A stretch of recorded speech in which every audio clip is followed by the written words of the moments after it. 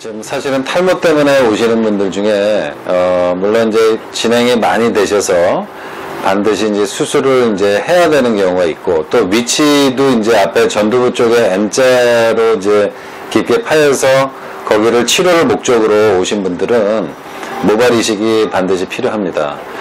그렇지만 이 앞에 M자를 제외하고 이 중간이나 정수리 이런 가마 부위 쪽에 탈모가 뭐 아주 진행이 많이 돼서 다른 사람들이 뭐 봐서 확실하게 알 수 있을 정도로 진행이 많이 안 되셨다면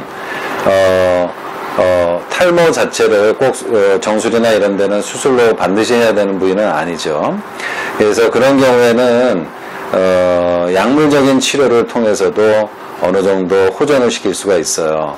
특히 이제 정수리 탈모 같은 경우는 발모제, 이제 프로페시아나 아보 같은 약을 꾸준히 드시면서, 꾸준히 드시게 되면 기존 모발이 진행되는 것도, 얇아지면서 진행되는 것도 억제가 되고, 되게 얇아졌던 그런 모발들이 두꺼워지면서 개선이 돼요. 이와 함께 병원에서 그 전문화된 치료들을 갖다가 주기적으로 받으시면 많은 호전을 볼 수가 있어요. 그래서 저희 병원에서 이제 그 많이 사용하는 치료 방법 중에 수술이 아닌 그런 약물 치료의 대표적인 게 이제 메조테라피라는 게 있습니다. 이 메조요법이라고 하는 거는 쉽게 말씀드려서 이 두피의 모발에 직접적으로 영양분을 주사를 이용해서 두피에 직접 주사를 해서 모낭 자체가 좀 더 빨리 그 약물이 이로운 약물이 도달이 돼서 좀 더 빠른 효과를 거두게 하기 위해서 치료를 합니다. 그래서 메조테라피의 그 약물의 성분들은 그거를 어떻게 조합하느냐에 따라서 그 효과의 그것도 좀 달라질 수는 있지만 기본적으로 이제 영양분하고 그 다음에 이 모발 그 두피 쪽에 가는 그 혈액순환을 굉장히 좋게 만들어요.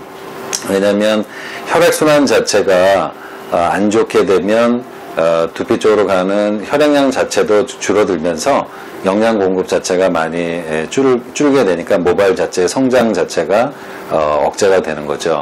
그래서 이런 메조테라피를 보통 초기에는 일주일 내지 열흘에 한 번씩 주기적으로 보통 한 10차례 정도 이상 치료를 받으시고요. 그 이후에는 2주에 한 번씩 유지요법을 해서 보통 6개월 이상 댁에서 드시는 이런 프로페시아나 아보다트랑 같이 병행을 하면 효과를 많이 보실 수가 있고요.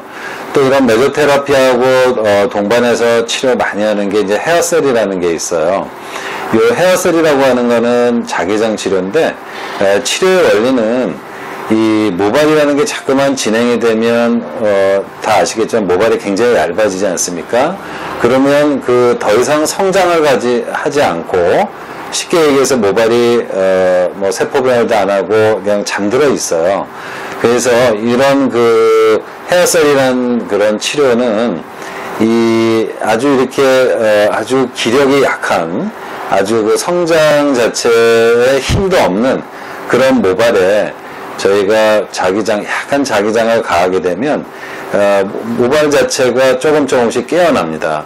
그래서 새로운 그런 그 활동을 하게 하기 위한 그런 준비를 하게 해주는 치료인데, 자기장 치료도 물론 단독으로 치료를 받으실 수도 있지만 대개 저희가 메조테라피하고 같이 하나의 그런 그 병합 치료로서 치료를 같이 하게 돼요. 그래서 일주일 내지 열흘에 한 번씩 병원에 오셔서 헤어셀이라는 치료를 갖다 먼저 받으시고 그 이후에 이제 메조테라피라는 거를 갖다가 치료를 하게 되죠. 그리고 또 대표적으로 이제 두피에 이제 그 탈모가 많이 진행될 때는 머리에 굉장히 기름 같은 게 많이 생기죠. 그리고 뾰루지 같은 게 굉장히 많이 생겨요. 그거는 모발이라고 하는 거는 양쪽에 피지선을 갖고 있기 때문에 몸이 굉장히 피곤하게 생활하고 스트레스가 많은 시기에는 이런 호르몬의 변화가 생기면서 피지선이 자극이 많이 됩니다.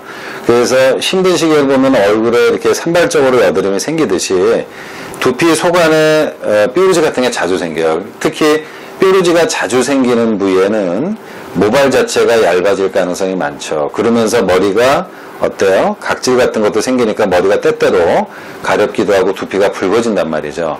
이런 경우에는 집에서 아무리 샴푸하고 이거를 좋은 그런 샴푸를 사용한다 하더라도 그런 증상들이 완화될 수가 없죠.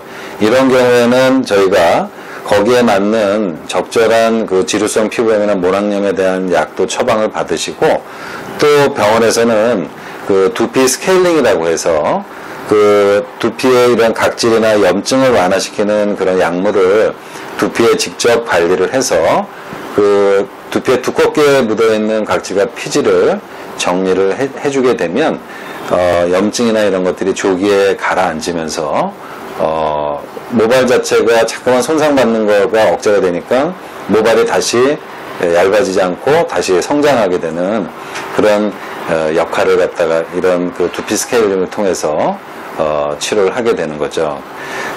그리고 또 대표적으로 또 이제 치료를 많이 하는 것 중에 저희가 이제 수술 중에도 생착률을 높이기 위해서 본인의 그런 그 피를 자가혈을, 그러니까 피를 뽑아서 원심 분리하게 되면 이 고농축의 혈소판이 만들어집니다. 이 고농축의 혈소판 안에는 모발을 성장시키는 그런 인자가 들어있어요. 그래서 저희가 이식할 때도 미리 그 이식 부위에다가 부분 마취를 해놓은 상태에서 이런 성장인자를 두피에다 직접 주입을 하고 모낭을 이식하게 되면 모낭이 주변 피부 조직에 더 단단하게 고정이 되면서 생착이 더 견고하게 일어난단 말이죠.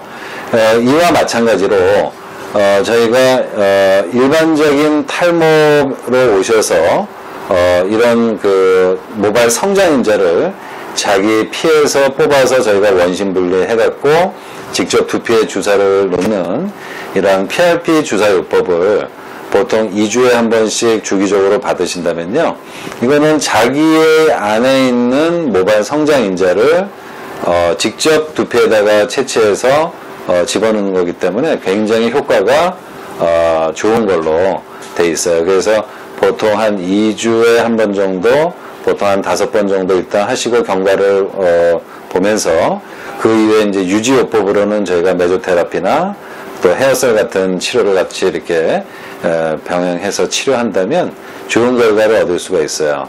그래서 일단 탈모로 해서 막 급성기 때 탈모가 굉장히 이제 뭐 한두 달에 걸쳐서 급성적으로 또 진행되는 분도 굉장히 많습니다. 이런 경우에 그 시기를 놓치게 되면 정말 그게 회복이 되지 않고 탈모로 남는 경우도 굉장히 많아요. 그래서 이런 약물 치료라고 하는 거는 꼭 수술을 하기 전에 어느 정도 일정 기간 때에 따라서는 꼭 필요한 하나의 중요한 그런 수단이 될 수가 있죠. 물론 진행이 많이 돼서 약물 치료로서는 좀 효과가 떨어진다고 판단이 되면 저희는 이제 수술을 통해서 좀 더 수술을 받으시는 게 좀 더 빠른 효과가 있고 더 효과적인 방법이라면 그쪽 방법을 권해드리고 있지만요. 일단 이런 약물적인 치료를 간과해서는 안 된다는 것을 다시 한번 말씀드리고 싶습니다.